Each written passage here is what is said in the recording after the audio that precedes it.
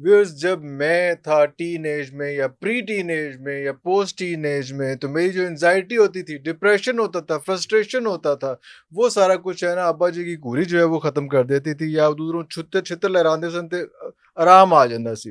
लेकिन अब हम देख रहे हैं कि आज का जो बच्चा है, और प्री टीन का है या उससे भी पहले का बच्चा है, तो वो डिप्रेशन मोड में होता है, वो उसमें एंजाइटी जो है वो ख़त्म नहीं हो रही होती।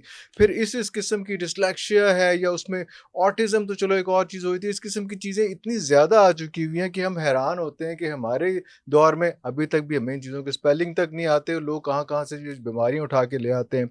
ये वाली बातें, इसके अलावा और बहुत सारी बातों के लिए हमने एक क्लिनिकल साइकोलॉजिस्ट को आज बुलाया हुआ है, और उनका नाम है मलीहा लतीफ़ साहिबा जी। बहुत शुक्रिया आपके तशरीफ़ आवरी का। कैसे मिज़ाज हैं? ठीक-ठाक हैं जी, आप? शालिकम अल्लाह का शुक्र है, बिल्कुल मुझे ठीक ये है। बताएँ कि एक तो ये हमारे दौर में साइकोलॉजिस्ट नहीं होते थे, हमारे दौर में मेंटोर्स नहीं होते थे, हमारे दौर में अब्बा जी होते थे या स्कूल का टीचर होता था, और हमारे लिए वो काफ़ी होता था।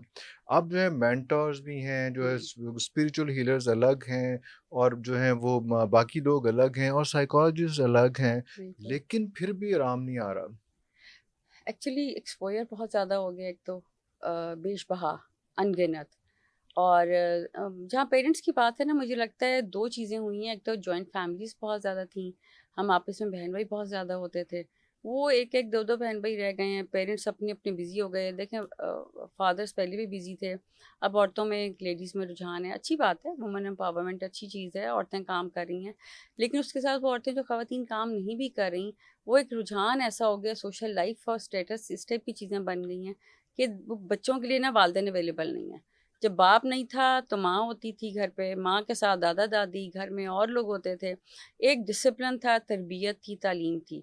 अब बच्चे को ना आप समझें एक तरह से छोड़ दिया गया है, और साथ में जो एक एडिशन हुआ है ना, वो सोशल मीडिया का हो गया। तो एक तरह से बच्चे को तरबियत से निकल गया, और सोशल मीडिया का बेलगाम घोड़ा आप समझें बच्चों के पास आ गया। तो उसकी वजह से जो चीज़ें सही हैं, समझने वाली भी हैं, बच्चे वो भी नहीं समझ पा रहे हैं। और किस तरह से किस चीज़ को कैसे लेके जाना, ये चीज़ें हमेशा से हैं।